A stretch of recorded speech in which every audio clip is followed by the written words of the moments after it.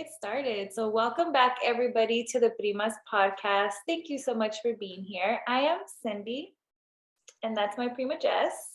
Hey, everyone. Hey, Prima. Hey. And we have a very special guest. This special guest we can call our primo because he's been here before. This is part 2 of Men's Mental Health featuring Alex. Yay! Welcome back. Hey, Alex. Hello. Well, thank you, Primas. Thank you for having me back. I'm just a regular guy with a story and some life experiences that worked pretty well for me, even in the difficulty that it was going through those experiences. So I'm happy to share my story. Thank you for having me on. Hey. We're very thankful. And I've been saying this a lot, and I say it anytime we get guest speakers because it means a lot. We're trying to create sort of like a tool with the podcast. Like when we put out stuff, sometimes we're silly, but for the most part, I think we're trying to create content that hopefully helps others in their healing process. And I'm so happy that Alex is back because last time we talked to him, he shared a lot of his story and how, just men's mental health and how men really in our society and our cultures aren't allowed to express themselves. And so we see them as adults expressing themselves and there's a disconnection. We don't get it. And so that's why I'm super thankful that Alex is back. I was like, yes, when he said, I'll do it again. Because I think with this trio right here, it got me thinking it's not easy to break generational cycles. It's really hard. I think our generation is killing it, but it's really hard. Yeah. And we don't always have the tools, or I feel super connected and inspired when I hear someone that I can relate to. And so I think that's our biggest thing is why we wanted Alex back on. He's a great storyteller. And quick disclaimer before we get into it is that we are storytellers. We're not professionals in this area. We work in this background. We have this background. We work in mental health, and we're still learning. We're still healing. We're still very much in the process. So always do your own research, like we say, because everyone is so beautiful and unique and different. And so hopefully this helps in some way. But if it doesn't, just know that the answer is out there. So yeah. Well, that was a pretty big intro. I know you said breaking generational cycles and the cycles of just oppression and abuse that we've experienced that I've experienced in my family. Just a couple of days ago, I was thinking about about 10 years ago or so. I was like, man, I finally broke the cycle of poverty. I'm no longer poor. I grew up poor, and poor, soup kitchen poor, not that poor, but going to the pantry to get boxes of foods and stuff. I remember that as a child. But I was really proud of myself about 10 years ago. Man, I did it. I broke this cycle of poverty. My daughter, if I have kids, are never going to have to live in this the way I lived. And back then I was really proud of myself. And now that I'm kind of here where I'm at, it's there's many layers. The cycle of poverty is such a thin of the top layer, and then it gets deeper. And then it's all of this oppression and just the abuse that my parents had to with kind of go through, and then the abuse that I've experienced through all the childhood experiences I've had. So it just keeps going. It's breaking cycles is not easy. It's easy to just fall right back into it and kind of just accept it as is because it's always been that way. So yeah, breaking cycles. If you're working to do that, just know you're not alone, and know it's really hard work. So it's not easy to do alone. There's many people that will kind of share their stories, and I'm one of them. And the Primas are giving me a platform, and they're giving themselves a platform. So that's pretty awesome. Thank you. So let's get started. I'm going to put the title and information on our part 1. So this is kind of like a continuation to that part. We were running out of time last time. And so this time we wanted to talk about suicide, suicidal ideation, and depression among men. And then we're also going to talk about ways in which you can do some self-care around that. And so, Alex, yes, you were open last time about how you used to go through that, right? You had a lot of suicidal ideation, and I'd love for you to tell us more about that. Give us some insight. What does that mean? Yeah, so so for me, suicidal ideation was just, it started very, very young. I want to say like the first time I think I was like, I'm going to kill myself was like 9 years old. But before that, it was just kind of not knowing why things were the way they were and just not wanting to, not feeling like I fit in and not wanting to wake up, stuff like that. But at 9 years old, that's when I think it was like, okay, I'm going to kill myself. But, I had a lot of childhood experiences that would have been considered abusive and neglectful. Um, and for a child that kind of grows up in that environment, their whole environment becomes chaos, and the way they view their life and the world is chaos. They want safety. I wanted to seek security and safety, but I just didn't have it. So what happens is I internalize everything from such a young age, right? Like all the chaos and violence going on in my house was my fault. And thinking back, people are like, no, it's not a kid's fault. But when you're a kid, that's all you know. And also, unfortunately, kids are often the on the receiving end of the parents and the stressed adults around them, right? So for me, just not feeling like I was heard, seen, or allowed to be who I was. So when my parents were really stressed out, when we were struggling with money, like I didn't have any space to just be a child, really, to seek that security. And I believe, look, through all the years of reflection, I believe, these suicidal ideations came on very strong because I just didn't feel safe. I didn't feel safe in my body, didn't feel safe in my home, the place where you're supposed to feel safety. Even in school, I didn't feel safe. At school, I acted out, and that was just part of the trauma, right? I had all this trauma growing up, so I acted out. I got in a lot of fist fights, talked back teachers, was a stereotypical bad kid. And of course, when you do that, you have a lot of teachers telling you, like, get your stuff together, and you're gonna end up dead or in jail. So I internalized all that. I internalized that from the moment I heard it. I had uncles telling me that stuff. Um, so that's kind of what I think happened, and I kind of know it happened, right? Because I wasn't born with this, like, I hate myself about, like, but it was programmed into me. All of these experiences, all of these traumatic events that I've witnessed, that I've experienced, somehow it was internalized with me, and my way to survive was to fight. And when you fight, you put yourself into situations that people fight back, and it's just a hard way to live. So when I say fight, it starts from like in my childhood where I was just, didn't know how to share, didn't know how to get along with kids. So I would, get in fist fights. It was a physical altercation I was seeking. And also I was getting, um, physically disciplined at home, getting spanked and hit, so that's where I learned this stuff. But this is all before the age of 9 years old. I know people that have lived a whole life. I don't know many people, but I know a lot of people that go their whole life without experiencing a lot of these really traumatic events, which it's not taken away from their life experience, but I don't think a 9-year-old is really equipped to handle all of the stuff that I was put through. And the adults that were there weren't equipped either. And that's okay. Because I'm now here making a choice to figure out what do I need to make that shift, right? So the suicidal ideation, I remember the first time I was like 9, I was in my room and I wrapped like a phone cord around my neck, and I was just like done. I was trying to hang myself from a bunk bed. And like, I look back and how ridiculous was that, right? Like it just put enough work, but I remember that just anger, that sadness, that hurt. And then I went to therapy, and then I was in therapy. My mom took me to therapy, and that's, I think, why I'm here. Like, not that therapy, that particular therapy session, but that's why I'm still here. Because my mom, even though she didn't know how to navigate the system of mental health, and for her it was like pray it away, or just try harder, quit crying, suck it up. But because I had these experiences, I was exposed to therapy. So I've always been in therapy my whole life. I've been in therapy off and on my whole life. And honestly, when I was like a kid, I didn't know what therapy was. It was just going into a room with this lady that would play games with me, right? But as an adult, I think I started after high school. I didn't go to real therapy until like maybe 25. And it was at my girlfriend, now wife's, like suggestion, because she was like, hey, you probably have ADHD. And I was like, well, probably. I'm really, I'm all over the place. So I went and I was like seeking answers. And in that point, I thought the therapist had the answer.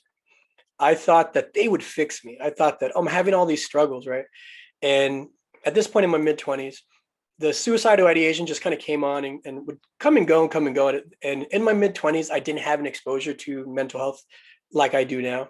So I didn't know what was going on. And it really, it started to show in like anxiety and physical symptoms, shaking when I would get real nervous, things that I was terrified of, things that I didn't tell anybody. I told my girlfriend, who's now my wife, and she encouraged me to kind of seek therapy and go to therapy, and I did, and I had some really good therapists and I had some really horrible therapists. Um, I would encourage anyone to seek therapy, try to find a good fit. But even if you go to therapy with kind of a closed mind and you go to therapy against your will and all that stuff, you're still going to learn something from it. You're still going to learn something from it. You might not learn something from it in that moment. You might hate every moment of it, but at some point you're going to reflect back and why was I having this wall up? Why was I refusing this? Why was I fighting this, right? And now I've gone through so much self-reflection that I can look back and go, you know what, some of those therapists that kicked me out of the offices, like, because I was that type of person, like I would get all angry and I would talk all arrogant. And they would just be like, well, we can't really do anything. You're not working. So just, you got to leave. And I would do this, and I laugh about it now. And I would always be like, how can you do this? How can you throw a man out? And I'm asking for help. But really, I was like, I didn't know I was the answer. I didn't know I was the answer, right? I was like seeking it. I would only see therapists that had PhDs. I had this egotistical thing, like they have to know more than me. They have to be well read. They have to be studied, and all these evidence-based practices. They have to have these accolades, and I would do that. And I look back now, and I'm glad I did that because I had some quality therapists. But at the same time, I'm glad I did that because I butted heads with some really intelligent people in their world. But it also taught me a lot about myself. So long story is, if you ever feel that way at a young age, and it's easy to just shut it down, because I'm pretty sure in my 20s, I just shut it down. And what filled it was drinking, binge drinking, partying, just stuff that I looked back about like 5-6 years ago, like, oh, just normal, normal young adult stuff. It wasn't normal. It's not normal. I mean, who's the judge, right? But for me, it wasn't okay that I was, in my mid 20s, drinking 18 pack of beer with my buddies and like puking and rallying and just being like, it's not a lifestyle I wanted, but it was what I was doing because it was keeping me alive in that way. It was like keeping me alive, and it was making me not feel the feelings that have been festering for so long. So eventually, like, I got into mental health just by chance. As a preschool teacher, I told my story kind of in the previous podcast episode. And when I started hearing a lot about like how trauma affects our nervous system, how trauma affects our development, how trauma affects child development, I started trying to go back and piece together my life and trying to figure it out. And I was like, wow, I've had these suicidal ideations for my whole life. And like at some point I just kind of forgot about them, but they never went away. And I think right before the pandemic happened, they came on really strong. Because I was kind of hitting a roadblock in my mental health. I was like, I need to get better. Like, I'm not feeling well. I can hide it. I can put a smile on my face. I can show up to work every day, but I don't feel well. So I went to get therapy called EMDR, which is a more intense therapy that kind of brings up some memories and works on rewiring your brain. It's pretty complex, I guess, but I did it, and it Can you say the abbreviation one more time? I'm sorry. EMDR. Yeah, EMDR. Yeah. And what does that abbreviate, if you don't mind? I've never heard that kind of therapy. You asked this last time too, Jess. Yeah. So I don't remember. No, I don't think you got too into it, but I remember you last time saying like, "Oh, I've never heard of that." eye movement desensitization and reprocessing. EMDR. Yeah.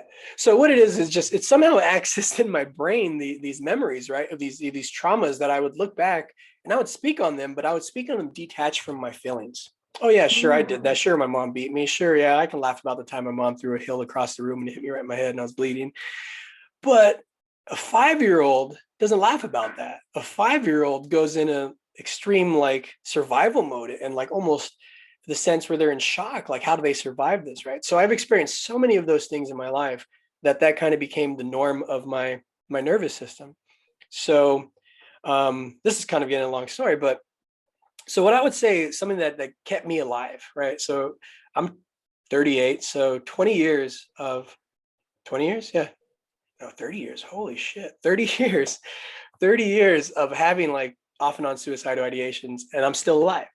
And I'm doing really well. And I feel that I'm whole. I feel that I'm safe.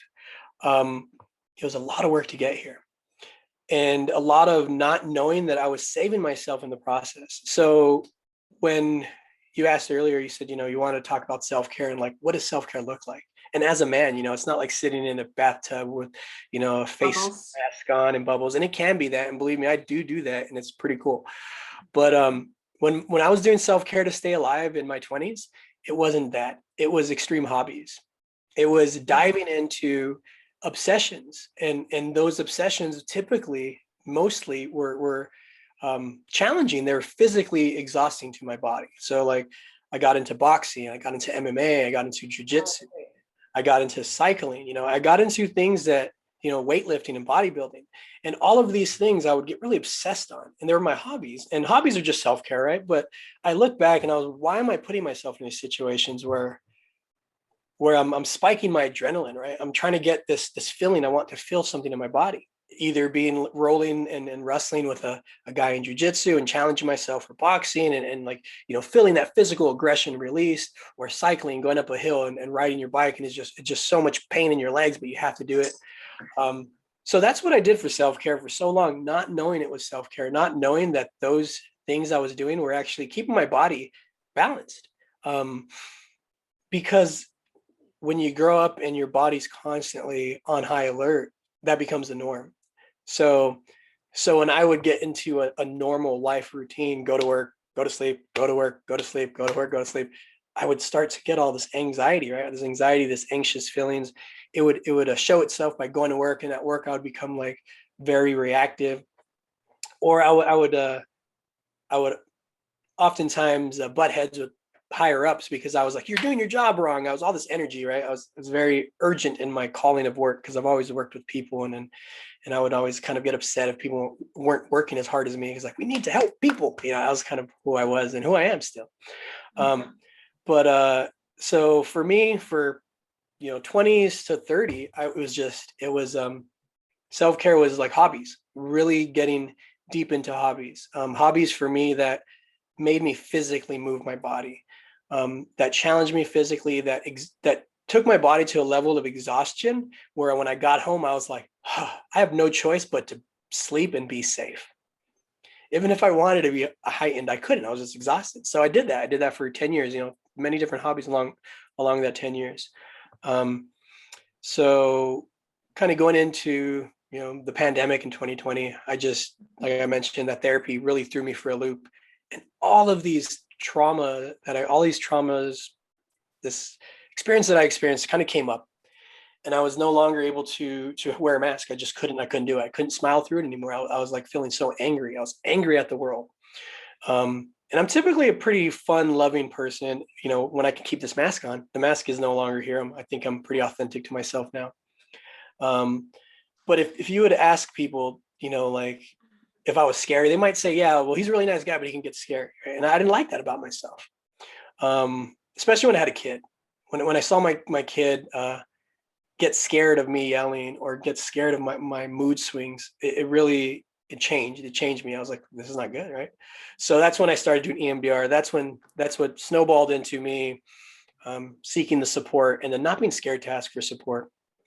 And I know I'm extreme because I was like, I need help. So I didn't work for 3 months. I went to an intensive outpatient program, mental health program. I learned a lot of tools and strategies to kind of ground me in that moment, to let me know I would be okay. And it was perfect timing because I went in February 2020, and a month later the world's shutting down. I don't know. I mean, I don't think I would be alive if I didn't do that, and I went into the pandemic without having those tools. Wow. That is a good story. Very intense, Alex.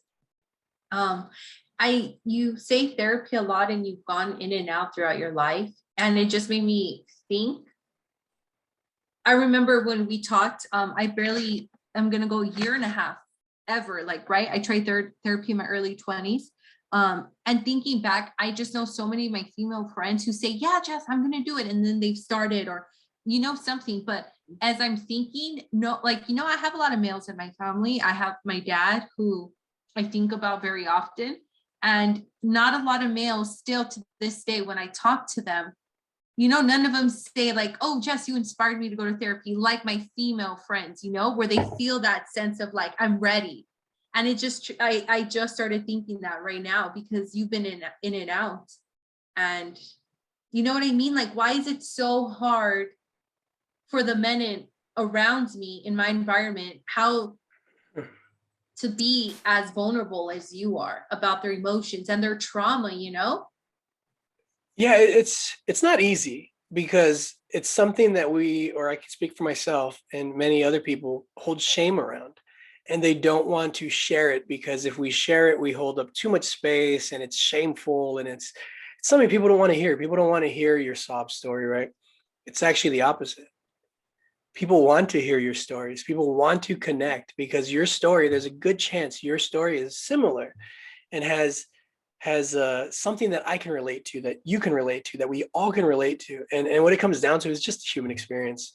For me, I look at it through a lot of different lenses, like through attachment. I am you know, my attachment style would be like insecure or disorganized. So I yearn to be seen because as a child, I wasn't allowed to be seen. I was just kind of, I was the youngest baby brother that, you know, was in the background, and I was told I was too sensitive. I wasn't allowed to cry. And so I wasn't allowed to be seen. I didn't feel seen. So what therapy does for me, and I think what it's done for me over the many years I've been in and out of therapy, is I had an opportunity to be seen. I would say 2 years ago when I started the IOP, right before the pandemic, is when I really decided to just take the mask off. Because it was like literally that was the end of it. I was like, this doesn't work, I'm done. But I can't say that unless I truly show up, to be my authentic self. But that's really hard because I don't know, at that point I didn't know who my authentic self was, because all of the negative thoughts are still there. All of those thoughts that I have to be strong for my family, or that I can't show weakness, or that I'm just too broken to be repaired, or, you know, like, it is true, I'm dead or in jail. Like, it's that simple. I'm not in jail, so I'm probably gonna be dead, you know, like, and all these things, no matter what I've accomplished in my life, they just didn't seem true. Because like I was like, okay, how can I be a bad person if I've done these things? If I've done good things, I've worked with people, I've you know, I'm a pretty good father, good husband. But no matter how much I did, I still had that internal, you know, record playing in my head. I'm a bad person. I'm a bad person. I'm a bad person. And that's what I think is the fear of expressing your vulnerability. Because if those are my inner thoughts, I take that as those are my inner thoughts. That's me. And people think when they have those thoughts, if I tell someone that, then it's going to be like, they think, oh, they're going to know I'm a bad person. And it's a hard thing to describe, because your inner thoughts are the most, you know, private things you can think of. I mean, it's the only thing you think of, right?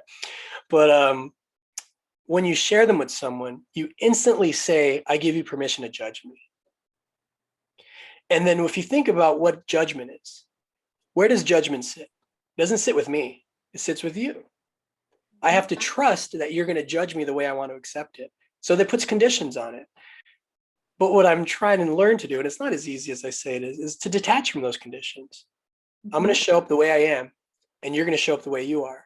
And the way you show up to me, the way I show up, is you. It's not me.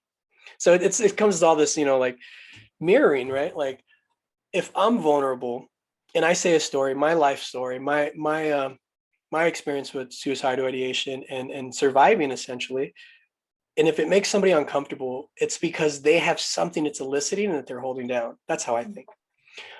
So being vulnerable is really hard because you have to give someone permission to judge you, and not everyone is okay with that. And even if people do judge you, you have to be okay with being okay with it. And I think people often think people are going to judge their vulnerabilities differently than they actually do. You know, if you would have told me 2 years ago, 3 years ago, I'm going to be, you know, talking to a podcast expressing how I've learned to navigate my emotions, I'd have been like, no way, that's crazy. Like, no, that sounds stupid. Only dumb people do that. Like, same type of people that make fun of people for posting, you know, like emotional stuff on the internet, right? Like, oh, why are people posting the pictures crying? It's like, because people are human and that happens. Like, Mhm. and people want to share that and show those people that are crying in silence, like, behind the scenes, hey, look, I'm struggling. We're all human. But judging, that's what it is. People are feared to be judged. And as a man, you have a lot to withhold. You have to withhold this image of a father, of a husband, of a brother, all of these things that you were programmed to think a man is supposed to be. Mhm. But when you really start dissecting it, you start going, wow, is a man really supposed to be all this? Is a man supposed to be like these certain traits that were instilled in me by men who were struggling, by men who didn't know how to essentially provide the love and support that I deserved? Because Latino men, like a lot of dads don't even hug their kids, or they'll be like not even holding their hand or something like that. And I, lucky enough, had an experience with the stepfather who did show me love, but he also did a lot of things that were just not very good examples, and I would say were very traumatic to me and to many people in my family. But looking back, he gave me one thing I'm proud of is he would get drunk and sit in front of his radio and stereo and listen to music and cry. So he showed me men cry. That's something that I'm grateful for, because when I started crying, like when I was younger, at some point I just stopped crying, and then when I cry, it would be like an outburst of rage. But 2 years ago, I think that's what released the floodgates. Is I just started accepting this, that I cry, and then it would take me to these places where I can grieve some of the childhood traumas that I've experienced, and like, hey, it's not my fault, and I let it go. I let it go. But that's hard. That's hard, and the only reason I can do that is because of the years of therapy and the years of therapy, essentially, and having a strong support system. Even if they didn't know how to help me, they were always there. Like I say, like my mom, she was over here like spanking me and beating me and throwing chanclas at me and stuff, but at the same time taking me to therapy every other week to go, and I was not allowed to be like, oh, I'm an angry kid because I get beat at home. I wasn't allowed to say that. But essentially just let me know that there's people there that were willing to help. And then now, reflecting back at the many therapists that I've had, all the answers have always been within myself. I just recently started a new therapist, and I think she finally gets it. I think we're on the same wavelength, and now it's more like, I don't struggle with suicidal ideation anymore, not at all. Like I get sad and I'm like, oh, and then I let it pass. I feel the hurt, I feel the pain, and I let it pass. And I know I'll always be okay because I've always been okay. That's kind of how I rationalize that. And can I But say, go ahead.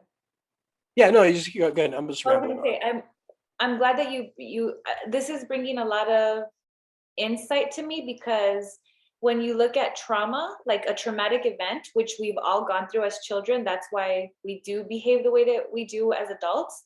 For men specifically, well, for women and men, a traumatic experience is when you're no longer feeling safe, when something, you're shook to your core. For example, kids. So I never watched my mom get beat, but that's one that I work with families who grew up watching their mom, get beat. And I could just imagine, like, it's one thing. So traumatic events can happen in those two ways. Either something happens to you where you don't feel safe, or something happens to someone else where they're not safe. And I can't even imagine, because that's your mom. That's who you're, like, you just come into this world. I don't want to get emotional, but like, you come into this world, and that's, so you're supposed to be protected, and then your mom, like, I just can't, you know what I mean? Like, I'm like, dang, like the people that really saw that stuff growing up, I see them as adults and they're struggling. Yeah. And Yeah. so, And thank you for bringing that. It's hard. It's hard. One of my first memories is a DV, domestic violence. Seeing my biological father and my mother fighting, and I don't remember much other than the chaos of kind of yelling, screaming, and then blood. And what I remember this through story because my mom told me a whole lot, but I also remember the feelings that I felt, and I remember the police sirens, and I remember the lights, and I remember the neighbors coming out of the house, and I remember all these things. Um, and and this is a big thing that I revisited in therapy, like, like why am I always angry? Why am I always this? And I would think back to that memory. And 2 years ago, I would speak on it like very detached, like, oh yeah, this is what happened. And when I do it, I feel now. And I don't feel as much as I did when I started opening up. But the experience I had was very much, it's life changing. And if anyone tells you that, like, oh, I've had a fucked up life, but I'm doing all right, and I believe that they're doing okay, and I believe that they're using wonderful mechanisms to survive and cope. I don't say wonderful, but like brilliant mechanisms, because they're still alive and they're here.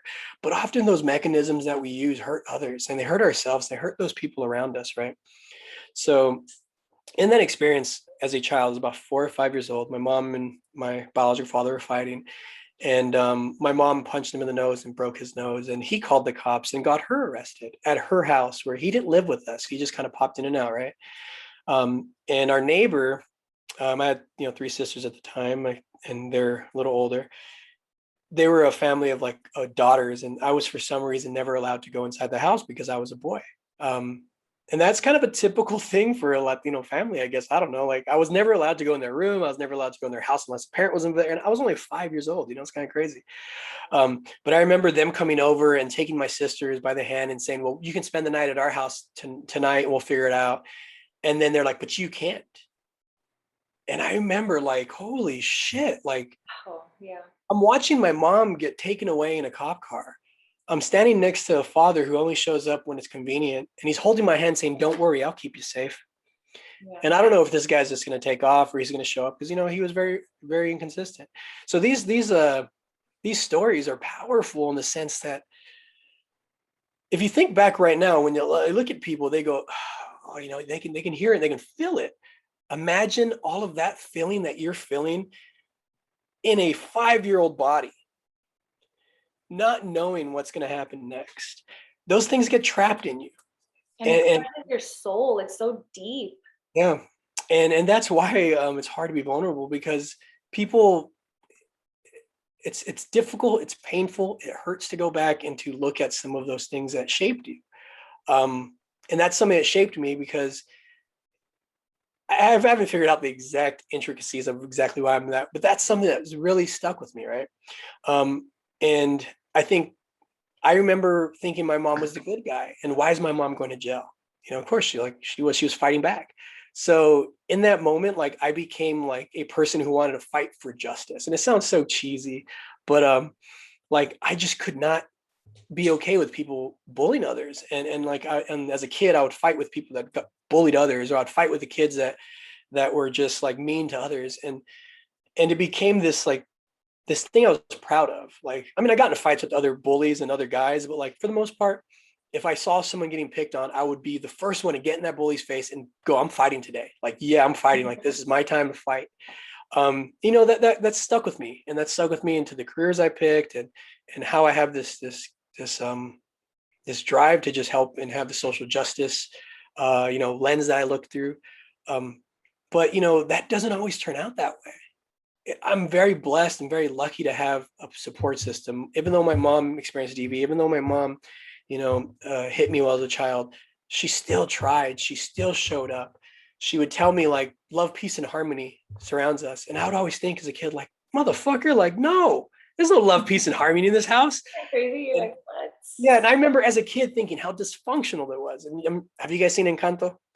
Not yet. Okay, well, I won't ruin too much, but there's a character, Bruno. I was Bruno, because I saw through the bullshit. As a young child, I saw through the bullshit. And at some point I just shut it down, and it never went away. I was just kind of like shutting it down, but it was still there. So kind of growing up, these things shaped me, right? And I don't know if I forgot if I went over it last podcast, but I tell a story about, like, when I was dancing with my sisters and how their friends made fun of me, and like, I was 5, 6 years old. And these seem so insignificant memories, right? But I can tell you how it affects a person, and how their decisions in life are so controlled by the past, when we didn't have a choice on what was done to us or what we even got to do. I was dancing with my sister. I was probably 5, 6 years old, and we had like a camcorder or like a cassette recorder. I don't remember, but we were dancing New Kids on the Block, jamming out.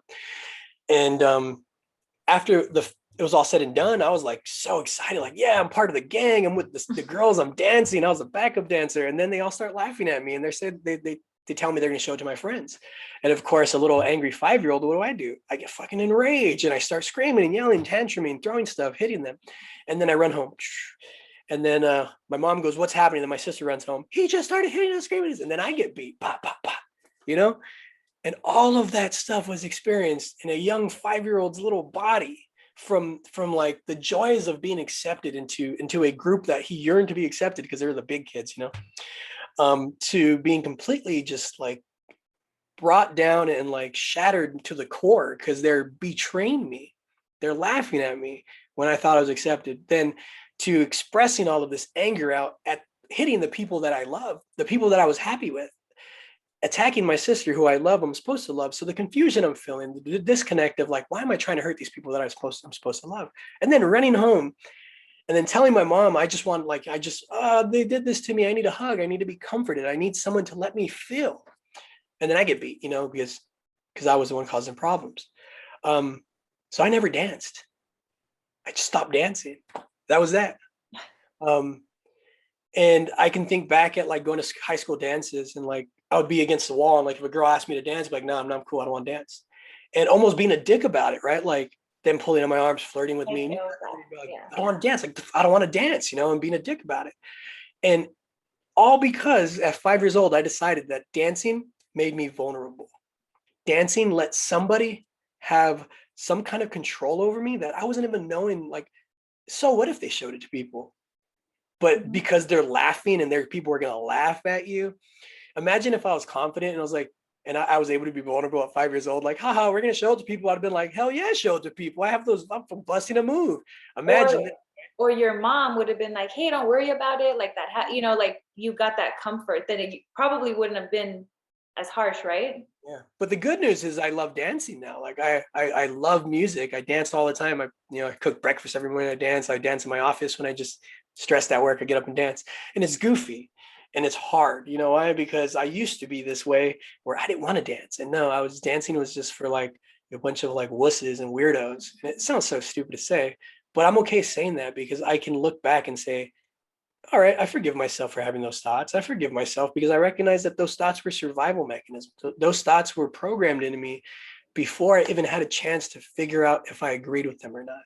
And just when someone gets bullied at such a young age, and you, in your case, it almost doesn't seem like it's bullying, but like whatever, that sensation that you get when these people are older, you know, you look up to them, you love them. I do it like this because it's like we're not really taught to respect and love each other in our families. And so we disrespect each other so badly. And so I just, you know, I remember my older brothers hanging out with my uncles, and just it was rowdy. They shouldn't have been together. It was inappropriate, you know, just because of the age difference. Not that my uncles were unsafe, but they were just older. And I remember bullying would happen a lot. I got a little bit of it too. And I remember, I just feel like, I don't know, it just, you know, when you brought that up, it kind of made me make the connection of like, we don't know, right? Like what, like you said, like some moments where you see someone acting like a jerk maybe, and you're like, you don't know what just happened. You don't know that his soul just got crushed by these people he wants to be accepted by. So that's pretty awesome, because I feel like I see that a lot. And you can just see how it spirals. Like, okay, so I say that happens on a Tuesday night, and then I got to go to school Wednesday, and it's still not resolved. I still didn't have anyone to hold that space for me. So what do I do on Wednesday? First kid that looks at me wrong, I punch. You know, I don't know if that happened. It probably did because I got a lot of fist fights. But you know, and that's how it spirals, right? And then it takes you so far away from being vulnerable, because now I had a vulnerable moment, and now my mom's mad at me. Now I got beat. Now I went to bed angry. Now I'm sad. I'm laying there and I'm feeling this pain, all because I was allowing myself to be myself and have fun. And you might not connect it immediately. Actually, I know for a fact you won't connect it as a child that quickly.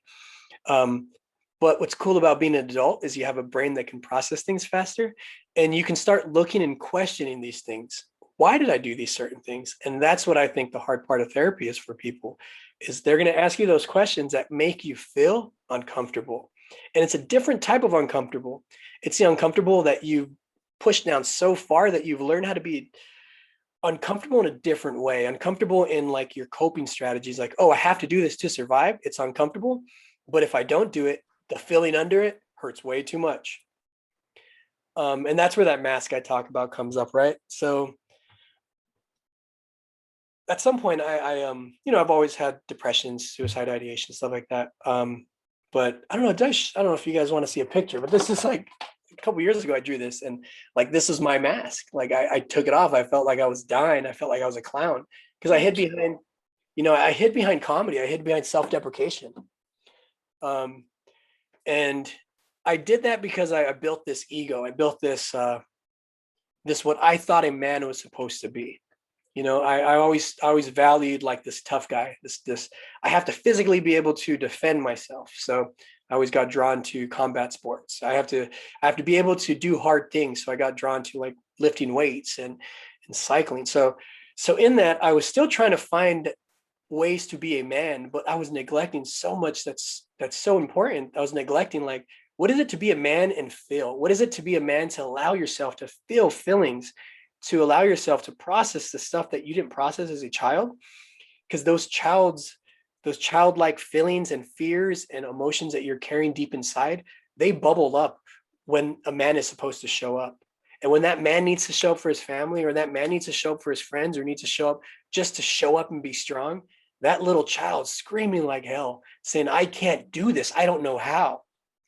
And most men won't admit this, but we don't know what the fuck we're doing. Nobody does. So I can be as vulnerable as, because that's a default, right? Like, Alex, you know what they're talking about? Okay, I don't. That's one thing. It's like it's maybe it's a defense mechanism. Like, I'm okay sharing my story because it's my story. I know my story. I know it's true to me, and I'm okay if you don't believe it or if you take whatever. So that's something that I do. Even in that, that's my ego saying that I'm putting up this guard, right? But I do that because I know that I can share my story and be an inspiration to someone that might be feeling, closed off inside, or having these life-changing experiences. It could be just reading a book, or I think you were sharing like having a child, or doing something that just shifts. It could be going through a divorce, having a loss, losing a family member. Whatever these shifts are, it takes you to a place where you can't shut down those emotions anymore. And you have a choice to sift through those emotions and let yourself feel them. In my process of healing, I chose to do everything extreme because that's what I've done, right? Like my coping strategies were extreme hobbies and being obsessed with hobbies. When my hobby became healing, I became obsessed with that. And I went deep, and I went straight through the pain. And I said, well, it's not going to kill me. But I wouldn't suggest that to anyone. I would suggest that to someone that has the support system. The support system is key. So how do you be vulnerable? First is knowing that you have a solid support system in place. You might have a group of friends, but are they going to be there to support you through what you need in that moment? Yeah. And Alex, just because we're running out of time, what you said earlier, like there is no book, right? Who do we look up to? In our culture, who has given us a actual example of a stand-up person? We talked about that in the first episode. Who has shown us like you have to be brave, it's going to be scary, you have to show up as a man, but as a woman, like in general, you got to show up for your people. Can you give us like, if someone doesn't have that support system, because it's going to be harder, but I mean, I didn't have much of a support system, and that helped me really be like, come on, it's now or never. You have to, you know what I mean? Like, if you definitely. Not everyone's going to have a solid support system, and that's just the truth. And even in me being able to navigate this mental health world the way I know how to do it, because I work in this field, it's difficult for me to even get like insurance to pay for a therapist. I mean, I've been looking for 6 months, and I finally got like a single case agreement with my insurance and a therapist that I feel meets my needs, because they do the type of therapy that I'm looking after, and we have similar lenses and stuff. But if you don't have that support system, there's a lot of resources that you can turn to on the internet. Like, I think this is a huge shift, right? There's Instagram, there's YouTube, there's just Google whatever you want, like you can find it. But connecting with community is a big first step, is like knowing that you can connect with someone that's going through similar experiences. And that's why these programs like AA and these like these support groups work, because people show up and they're like, might be reluctant, like, I don't want to be here, but they start seeing people talk about their problems and their issues and their fears and what they want to change, and they go, oh, I can kind of relate. And then those support systems start kind of like reaching out, and like you put yourself around people that want to heal, and those people will encourage you to heal, and you encourage them to heal. Sometimes you have to like avoid some of the people that are going to be, talking shit and pulling you back into those old patterns, and that's hard too. But how do you just leave that old pattern, those old people that are pulling you back in, and find a good support group? And I would suggest finding community, being it through hobbies. For me, like, I'm not going to say go find some breathwork teacher to teach you how to huff and puff until you get some crazy feelings in your brain and you feel like you're releasing energy. And like, there's people that do that, and I do similar stuff, but I know it's something that grounds me. But you don't have to go that extreme. It could literally be like picking up a hobby. So maybe you wrestled in high school and you're 36 years old and you're just like, I want to try jujitsu. Try it. Like, what's the worst that could happen? You want to ride your bike, but you don't want to ride your bike because you don't have any friends to ride your bike. Well, look online and see if you can find a meetup group. And this sounds so stupid because I've been told this for 15 years, right? Go find people, make friends, get community. And I'm saying the same shit that therapists have told me for 15 years. But what's different? That I'm saying it, that I've experienced it, that I've done it subconsciously for so long that I didn't know that it was my survival mechanisms. I didn't know it was. But looking back, I'm so happy and so proud of myself for doing that. So honestly, if you're listening to this and you have no support system, message me on Instagram, and I'll connect you to groups that I follow on Instagram that are men trying to do the work to heal, trying to change and challenge that narrative that we have to be these machismo guys, that we have to be these hard men that just, are objectifying women, that are part of this violence. And I say that with like, I've been part of that violence against women, not necessarily physical violence, but I've been that 20-something-year-old guy that's sitting there talking shit about women, objectifying them, just saying things that I look back and I'm like, man, I really was a hurting child. I really just didn't understand. But I'm okay with that. I'm okay that I said those things, because now I'm not going to do it.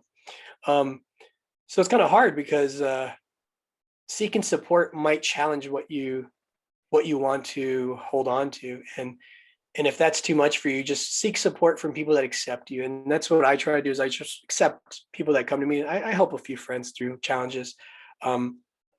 It's if you don't have a solid support system, I would say create one. And no one's going to come and save you. And that's the hard truth. No one's going to come and save you. If you don't have access to therapy, reach out to someone that maybe has access to therapy and ask them questions. Learn from others. People have done the work. People have struggled. People have gone out there and done the legwork. So ask others, connect with others. Honestly, I'm challenging you guys. Message me. I'm okay to talk to you guys about this stuff. I have a few friends that are going through some stuff, and if anything, it helps me help them, because I feel that my lived experience has value not only to me but to other people that might not be as lucky or blessed as I am, because I've been lucky enough to have the perfect storm to get to where I'm at with my mental health background, with having my mother who essentially programmed me kind of mixed messages, right? I'm a bad kid, but we're love, peace, and harmony.